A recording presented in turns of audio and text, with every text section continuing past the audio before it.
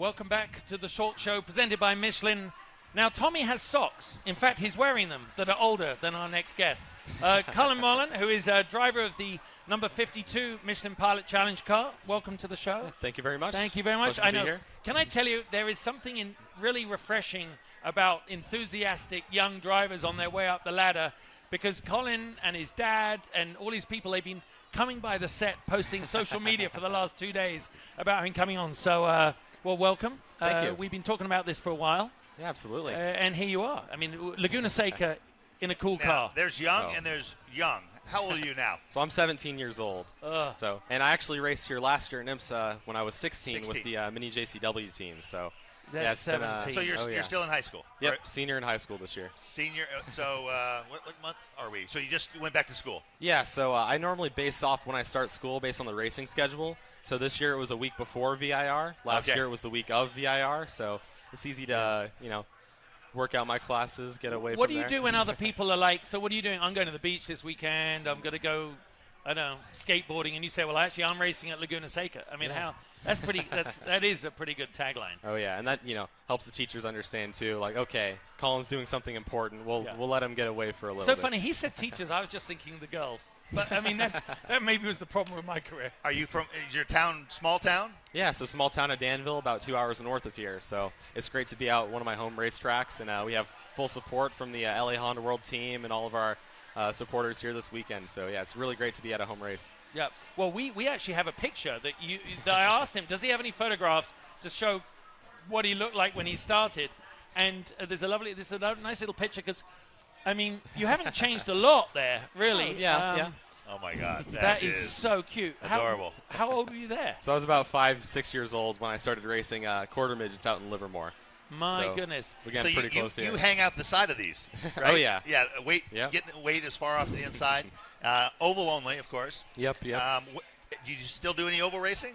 No, so I actually went from quarter midgets, moved into half-scale NASCARs at age 9. And then from there, I got into kart racing. So I've always found a passion for endurance racing. Growing up, I remember watching the Flying Lizard team, with Jorg Bergmeister and Patrick Long. So I got into go-karts up in Sonoma.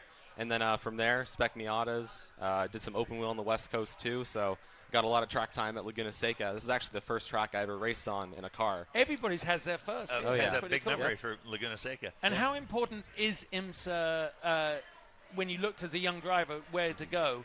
I mean, this is the most vibrant series we think in terms the world. Of ladders and steps. Yeah. I mean, the USA Scholarship was big. How many of you are familiar with the USA Scholarship? Jimmy Vassar, Brian Herta, A.J. Allmendinger, Joseph Newgarden. I mean, that must be humbling to be selected. It's only 2 drivers a year get sent to Europe to race, and Jeremy Shaw does unbelievable stuff for young American drivers.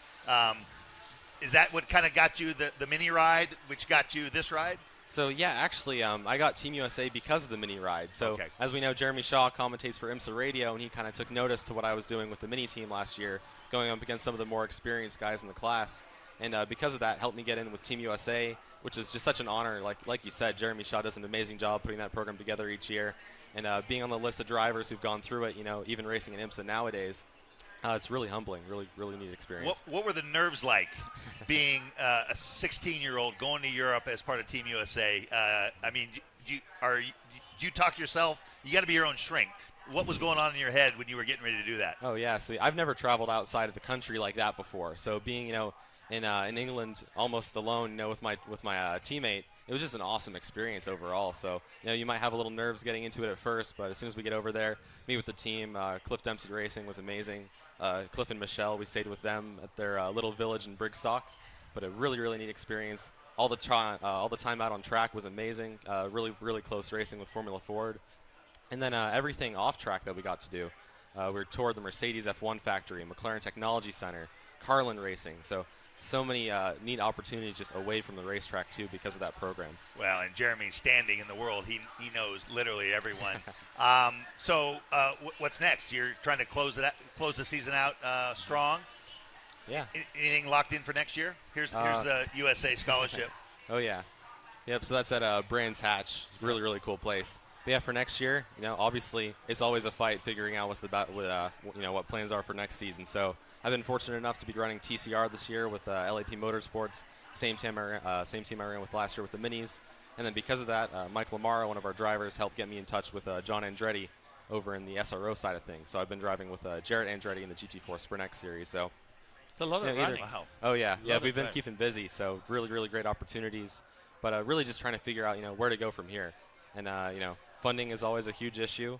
I'm sure that you guys are familiar with in racing, but we're still trying to figure it out. We have a lot of options, but still just trying to get to the next step. Do you have a grade threshold you have to maintain with your parents to be allowed to do this? Oh, they know I keep my grades up fine, so I'm still looking at going to college next year. 4-year university. So I keep my grades up too. Who in the paddock is your just because have you seen Townsend out there? I'm just checking. I have not seen. So.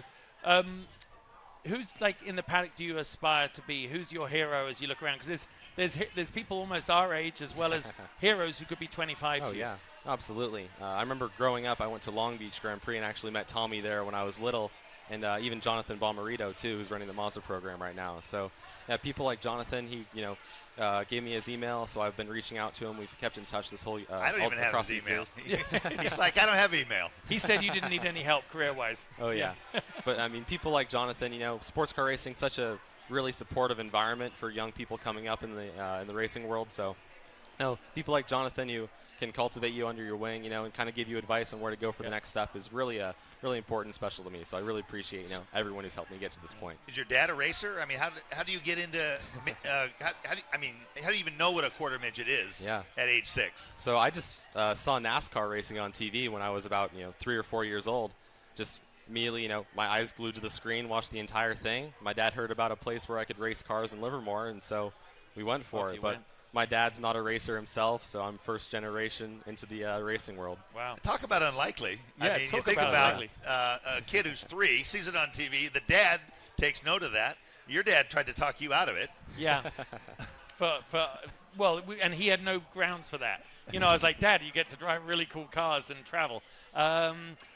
Qualifying this afternoon, you'll be behind the wheel? So actually, we already had our qualifying. Oh, okay. So my co-driver, Harry Chung, it's his first race in IMSA this year. Oh, all right. So he qualified the car. We'll be starting from P11, so we got a bit of work to do to work our way up through the field. And the race is on 3 o'clock. 3 o'clock. Yep, Okay. 3 to 5 p.m. So I'll be finishing this race, and I think we'll be able to charge through the field. The Honda's really come alive in the second half of the race. They seem to be the most reliable car out there. Yeah, absolutely. Especially at a place like here, tire management is going to be a key factor in the race. Wow. Well, big round of applause for Colin here and his whole team over there. That's really good. Oh yeah. We're gonna roll to break here with. We mentioned it earlier that we have a. Tommy and I got frustrated about not being given the keys to any race cars, so we launched Talk Drive, which is our version of our road test shows we used to do, and we did our first one of those last weekend, and we even got Townsend Bell out of bed early. So enjoy this video, don't go anywhere, and when we come back, we'll have my brother from a different mother on the show, so stay tuned.